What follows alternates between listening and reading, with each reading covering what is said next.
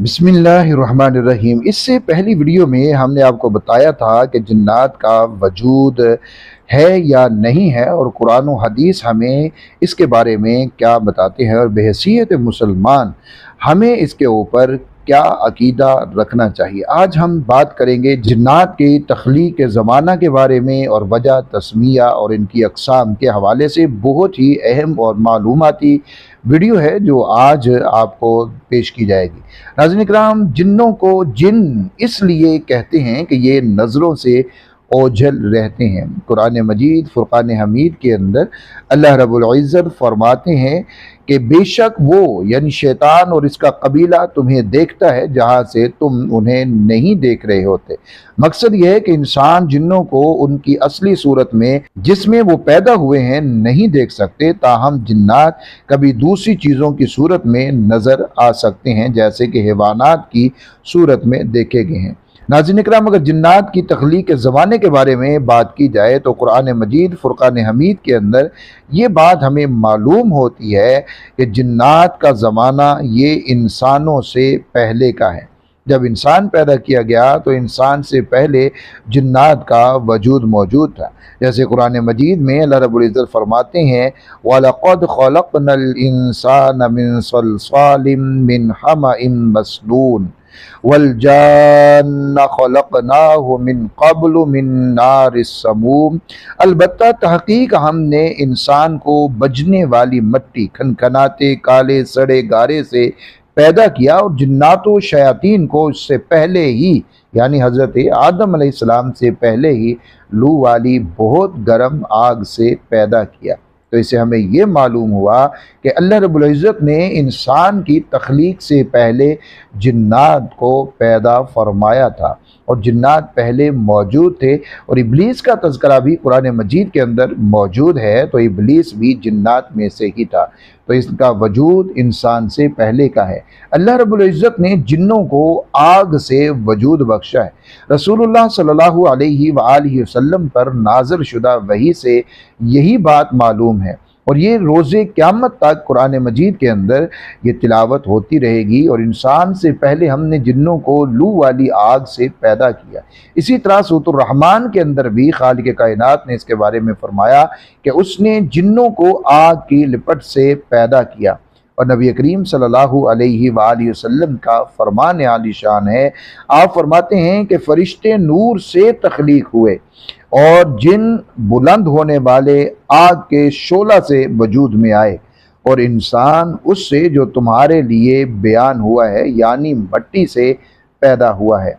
तो जिन्नात की तख्लीक एक तो इंसान से पहले की है, और दूसरा जिन्नात की तख्लीक खालिक कायनात ने बहुत गर्म लू वाली आग से फरमाई है।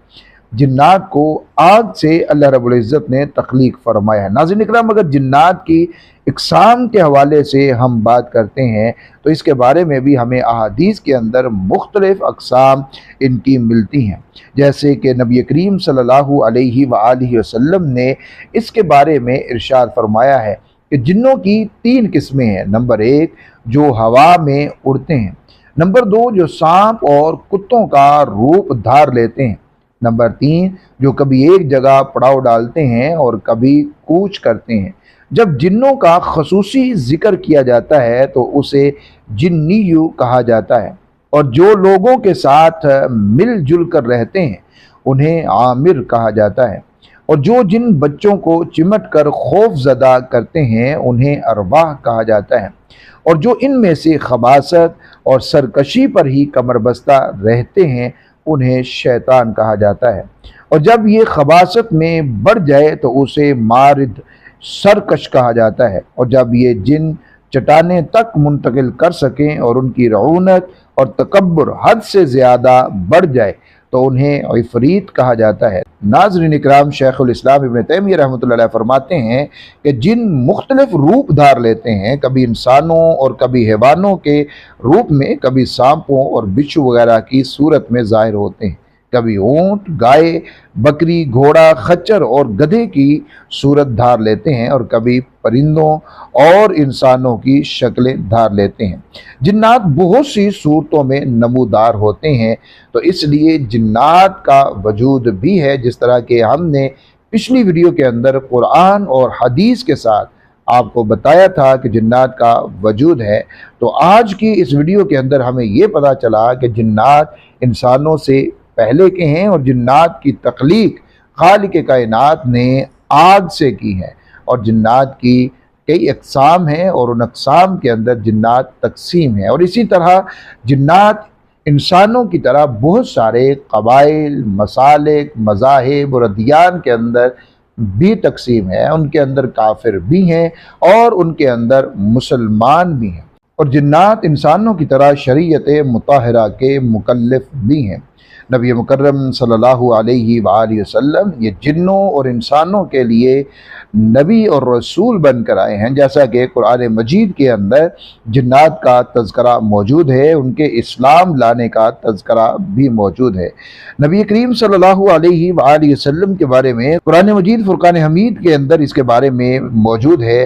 اللہ رب العزت فرماتے ہیں، اے پیغمبر وہ قصہ بھی یاد کرو جب ہم جنوں کے گروہ کو پھیر کر تیرے پاس لے آئے، اور وہ قرآن سننے لگے، پھر جب اس کے پاس پہنچے تو پھر آپس میں ایک دوسرے سے کہنے لگے چپ رہو، پھر جب قرآن کا پڑھنا ختم ہوا تو اپنے بھائیوں دوسرے جنوں کے پاس لوٹ گئے اور ان کو اللہ کے عذاب سے ڈرانے لگے۔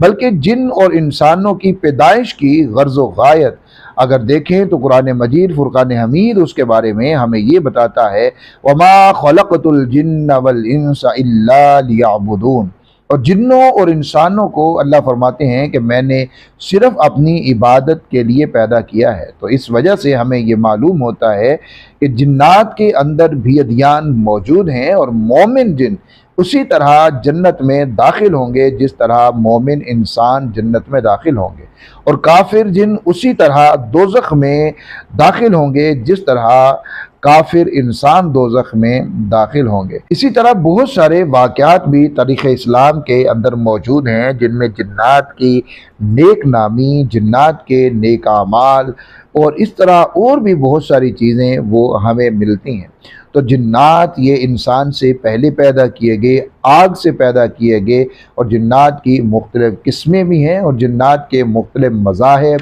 مختلف ادیان اور اسی طرح جنات کے مختلف مسالک بھی ہیں۔ اگلی ویڈیو کے اندر ہم یہ بھی بات کریں گے آپ کے ساتھ کہ کیا جنات کا انسانوں کے ساتھ نکاح یا انسانوں کا جنات کے ساتھ نکاح ہو سکتا ہے یا نہیں ہو سکتا۔ اپنا خیال رکھیں اور ہمارے چینل سے جڑے رہیں۔ اللہ حافظ۔